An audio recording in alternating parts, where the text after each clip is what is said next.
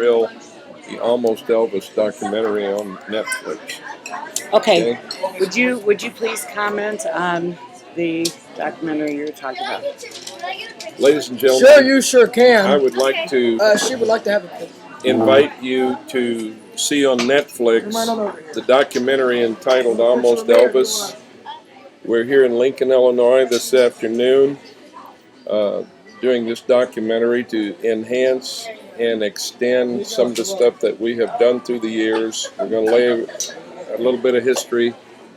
We're going to do an overview of some of the real people that I have met, that I know, and that you'd be interested in knowing, the real individuals that were the real players in the Memphis Mafia and the organization that you know as such, and the sophisticated concerts of Elvis and the SCE group out of Nashville and Memphis, Tennessee.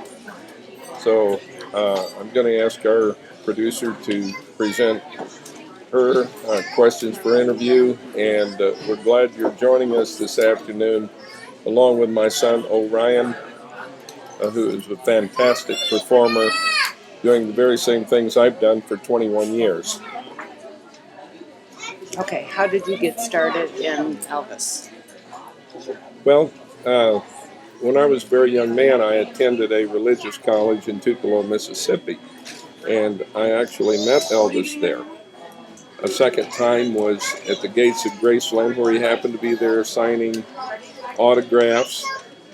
So I was taking a little time off from my college that he visited before. His Dodger, his aunt, sat in the chapel with my mother, Georgia Pauline Reidinger, and we actually communicated with the real person that lived in Elvis's mansion, and that was his Aunt Dodger and Aunt Lorraine. And so to speak, we actually just kind of sat there and worshiped together, and then we always had a close connection with Elvis's religious songs and some of his contemporary songs. I went to the hospital in 1969. I had spinal surgery. Not a fun thing, by the way, in those days, especially in Chicago. And had no way to take care of the financial end of that, except that Joe Esposito may have communicated with the hospital in behalf of Elvis to help me from a social point of view and a financial point of view in those poor days. So I became a fast-growing Elvis fan, and this has gone on to our generations. My son here, Ryan, his grandfather, Chuck. I'm just absolutely amazed that all the generations have embraced the Elvis phenomena. As I said, don't forget to look at the download on Netflix of Almost Elvis. You'll find me in there in a black conquistador costume. Thank you. Ryan, how did you get interested in Elvis? Well, I started out as a little kid. I was 2007, I think it was. I started out doing music. So my dad was an Elvis tribute artist, and he was performing Elvis, and I just thought it was pretty cool. So I thought I would, start out doing music as anybody else would, as a favorite artist. I always liked Elvis for some reason. Not that my dad performed Elvis. His music was relaxing, and I just enjoyed it, and I just thought it would be pretty cool to try it out. And, Elvis tribute artists bring back the memories of Elvis's music. They keep his memory alive, and that is the main part, because Elvis will always, his music will always live, no matter what. Absolutely, I agree with my son. And when he was just a little tot, when I left Illinois, went out to Mesa, Arizona, did music at Tower Point Resort. Then we went on to Las Vegas, and I ended up on April 14th of 2004 up in the banquet room of the Excalibur Hotel doing a concert for about 250, 350 people that came all the way from the Philippines. People that lived in Las Vegas wanted to entertain them for their event. And my son come out there in his little costume, and that's kind of where he got started. He said 2007, but let's go. If we backpedal, he's actually doing that in 2004. So I'm really proud of him. He's developed his voice, he's developed his skills, his moves. He wants to keep the legacy of Elvis's music alive. I think it's very nostalgic. Even where we are here at Steak and Shake in Lincoln, Illinois, just perfect place. Good people here in Lincoln. It was absolutely a great event. How old are you right now? Right now, I'm currently 14 years old. My birthday will be September 9th of 2013. I'll be 15 years old on September 9th. And when did you start? Well, I started around, like my dad said, 2004, 2005-ish. And, all the Elvis tribute artists that went to Las Vegas, they go and they do their thing. And when you see them perform, it's like it's the world phenomenal performance going on for Elvis's memory. You see the performers sing, you meet with them, you're on the same team, and you're on the same exact team as them. You all work together. Me and my dad work together in our own little business, and we try to work together and keep Elvis's music going. And that's what people, they enjoy. And they see things like that happen. More people come from all over the world, and they just see how phenomenal it is to see Elvis alive. I would like to say at this point that Ryan and I traveled by ourselves down to Memphis a couple different times, and on the last time he was there with me, he was performing across from Graceland on the stage with performers of his age group. And he actually won third place at that time. And I remember him doing Love Me Tender and Hound Dog. And they came right up and interviewed him. There's every TV and radio station imaginable there. And I'm sure we can go back in the archives of those stations and pull that out. And some very famous people endorsed Ryan and applauded his courage and his talent and that he had and the talent that's forthcoming. And now I see him going to some of the places in the past here in Lincoln, and of course they were handing him $20 bills. That's quite an enormous impression for a young man of his age, but he was made such an impression that I would like to address Fred Puglia in saying he's one of the youngest positive impressionists that I've ever met. And that also is because he's my son, but mostly because he's a classical fan of Elvis Presley. Oh, I was just going to say, don't move your hand so much, because when you do that, it's banging and moving it. I'm trying to hold it still, but I know why you're talking with your hands. We're going to edit that out. Brian, what is your favorite song to perform? My favorite song to perform in the 70s Elvis costume years would probably be either Mystery Train, Little Sister, or last but not least, really, really fast version of Hound Dog. I'm like a fast song, Promised Land. It's another good song here. Mainly, Promised Land is a good song.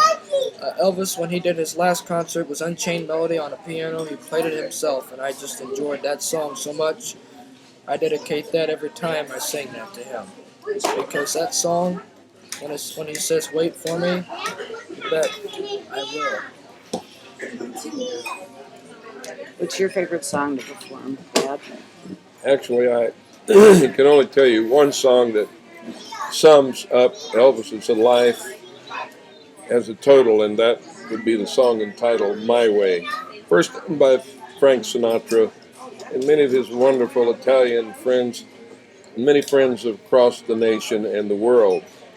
Elvis chose that song My Way because it sums up a person's life to stand forward, to live the American dream, to go on and pass the torch of our country's patriotic embrace and our personal experience in this country to others. Now, this voice in 1973 reached around the world, and that's where Elvis was at Hawaii and did the Aloha concert and raised tons of money for St. Jude's. And we're just really proud of the legacy that Elvis did leave and the generosity. And I've always tried to reach out and do that very same thing to others. What are the things that you do to perfect your voice and your appearance of Elvis, Brian? Um, you know, I practice every night. It's like a daily routine. I usually practice for 1 to 2 hours a day, late at night, sometimes on the weekends, you know. When my friends, they come and stay the night, they usually help me around. They help me practice my music. They get my things together with me. They're there for me when I need them. Like I always say every time I practice, you know, with help from my friends, my voice seems to be growing and getting way better than what it's always been. I like to say every 2 to 3 months, I seem to be getting a different voice. It's been changing a lot. It's actually sounding more like Elvis, and I'm really hoping for that. Of course, you know, bringing the memory back, you know, you gotta try to at least sound your best like Elvis so they will actually, you know, feel that Elvis is there. When Elvis is there, you know, the house lights come up and everybody comes to see it. You know, even though we've been without Elvis for over 35 years now. Elvis, the day August 16th, 1977, was when the world went to a crash. Everybody in the world just loved Elvis, and he loved the world. We dedicate all of this stuff that we've done, performances, everything, to that one and only man, King of Rock and Roll, Elvis Presley. And thank you both for honoring his memory like you do. What are the things that you have done in your long experience to become more Elvis-like in your singing and in your appearance? Probably just ongoing. It's like a diamond in the rough. Once you become refined to a certain level and polished, you want to make it glitter. You want it to shine. You want it to reflect like 1,000 points of life. It's sort of like George Bush Sr. said. It's kind of like what George Bush Sr. would like for us to have practiced. I want to tell you, I have reached out to Native Americans, bipartisan, politically, both Democrats and Republicans, independents alike. The songs have a spirit that we all need, spirit of reaching out to others.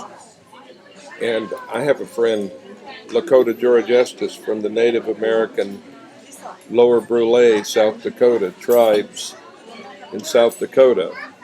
I look forward to working with George. I certainly reach out to the Native American population because they're dear to my heart. I remember a lot of hardships that they encountered, the Cherokee Nation, where my ancestors are from, where Elvis's ancestors are from, in the Cherokee tribes. Also, people in Japan, people in other parts of the United States, the Appalachians. We have always reached out to raise funds for people with the plight of muscular dystrophy, cancer, other types of illnesses, crippling arthritis. I have done each of these things, represent each of these causes to raise funds for this, all the way from southern Illinois to Memphis to Minnesota to New York to Chicago, I'm in an north, interview. south, east, and west, Florida. It just never stops, and I think that I kind of feel like Jerry Lewis at times, you know, for his causes that he's worked for, specifically people with polio and muscular dystrophy. And I'm just so much a part of this outreach that it has become such a part of me that I want it to be there until my dying day. Doing an interview.